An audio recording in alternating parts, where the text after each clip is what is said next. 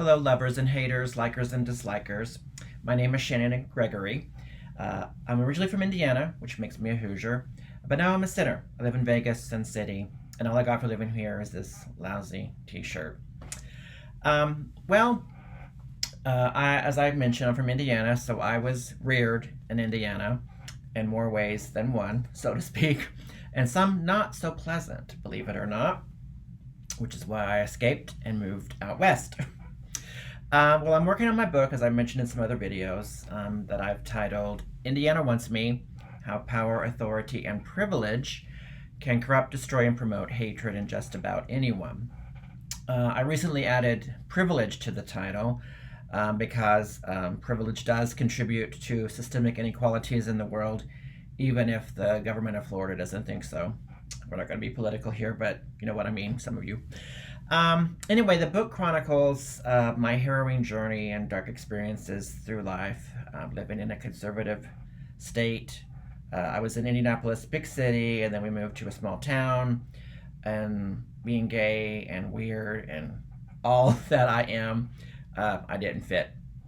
So the book chronicles some of those experiences, but a big part of it I've dedicated to my harrowing journey through public education in Indiana, starting with some very traumatic encounters in kindergarten, yes, and going through my journey to my time at Indiana University, where I completed bachelor and master's degrees in the early to mid 90s and then early 2000s when I did my master's degree. So although much of my time at Indiana University is unfortunately bittersweet, I do have a lot of stories, a lot of memories that I'm chronicling and putting into a narrative to share with all of you. But my experiences being stalked, sexually harassed, and almost murdered by a high-powered man, a former administrator at a university, constitute the bulk of my story. And it's very provocative, very explosive. So I hope I can prick up some interest in the story. It'll be coming out soon, I hope. But anyway, so my book is going to be very provocative, and so a lot of it centers on my experiences at Indiana University as an undergraduate. Then I worked there full-time as an employee. Then I left for a few years. Then I came back to do a master's degree, worked there a little bit too, full-time for about a year, and then did my master's degree, and then left. But then the stalking just escalated. But it's a crazy provocative story. Look for that. We're not going to talk about that right now, except for that. But anyway, so I'm thinking about and remembering a lot of the stories of my experiences at Indiana University. And I'm infusing a lot of humor into it because the story is largely dark and ominous, I guess. But I want to lighten the mood, so to speak, with a lot of humor. So when I was an undergraduate student, I heard through the grapevine or the rumor mill or whatever you want to call it about this alleged dress code at the administration building, where like the president and all the executives' offices are, and then the support staff employees to support them. But there was this really strict, oddly restrictive dress code that was in the rumor mill that for whatever reason, told me, I don't know why.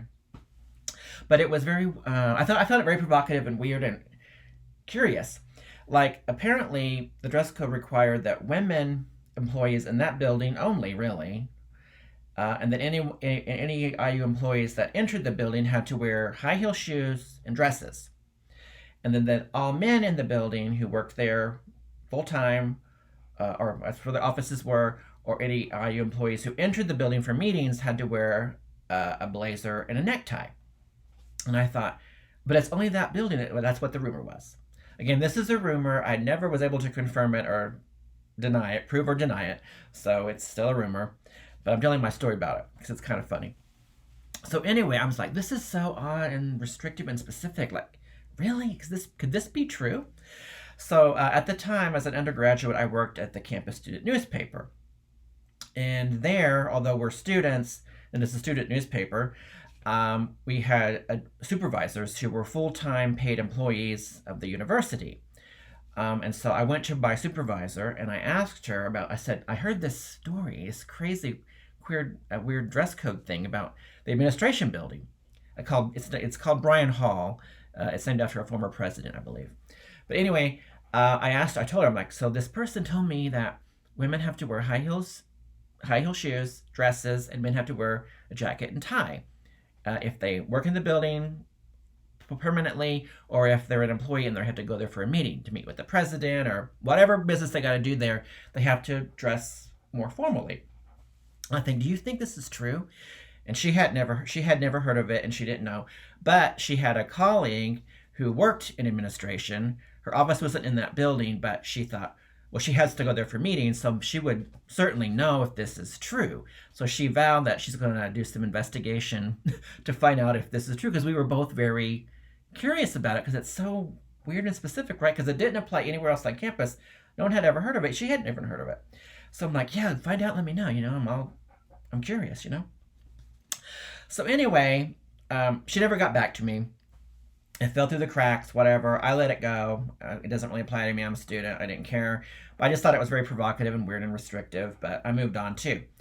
But I always wondered, I wonder if that story, I wonder if it's true. Like, what if the women there have to wear high heels and dresses, and the men have to wear a jacket and tie every day? If they're working there, whatever job they have, from secretary, admin assistant to president, whatever, or if they have to enter the building as an employee for a meeting or whatnot. Is this true? Possibly. And I thought, well, those people who have, those poor souls who work there and have to go there for meetings, have to be so miserable. I mean, I've worn high heels and ties, not together, but separately, and I hate them both. I do. I wore high heels once as part of a costume many moons ago, and they killed my feet. I'm telling you, they're torture devices. I felt like I was walking on a railroad spike the whole time. Like, these things are awful. Women have to have, their feet have to be killing them all the time. I mean, these are horrible. And I recommend all men, no matter where you are on the Kinsey scale of sexual orientation, try on a pair of high heel shoes. Try to wear them as long as you can. I couldn't even wear them the whole time. I had to take them off because they hurt that bad. So all men, you will appreciate what women go through to wear those torture devices called high heel shoes. Even though they make their cows look fantastic and their legs look like Tina Turner's, still, they hurt like a bitch. Pardon my French or whatever you call that. So anyway, and then like neckties, like, some men like them because it's a way to show your personality, and when you're wearing a dull suit, you can spice it with some color or whatnot or pattern. I get it. But when I wear a necktie, I feel like I have a noose around my neck. I feel like I'm choking myself and I can't breathe, and I hate it. I hate high heels and I hate ties. So that's why I wear this lousy t-shirt all the time. So anyway, I thought, what if someone in the building who's certainly probably miserable, so the men and women, I assume, hate it. Maybe they love it. I don't know. But I'm assuming that they'd be miserable. I mean, it's hard to work wearing a formal attire, I think, all day. So what if someone just spoke up, just to poke the bear, so to speak, just to see where the conversation goes, to see what might happen, like, what if a lady would be like, my feet are killing me. I hate wearing these stupid high heel shoes, and I hate wearing this stupid dress all the time. Why can't I wear what I want? I'm so freaking miserable. And some guy would be like, me too.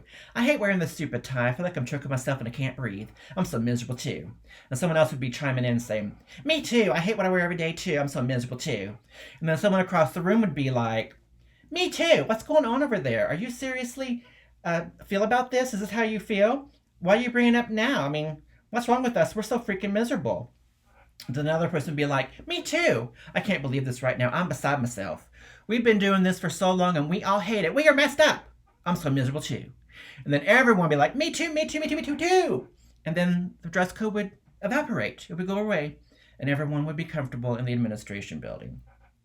It just takes one person to start the conversation, just one miserable soul to start the conversation, and everything can change. And the dress code will go away. And everyone's comfortable in the administration building. What are your thoughts? Until next time, tickles and pinches. Bye.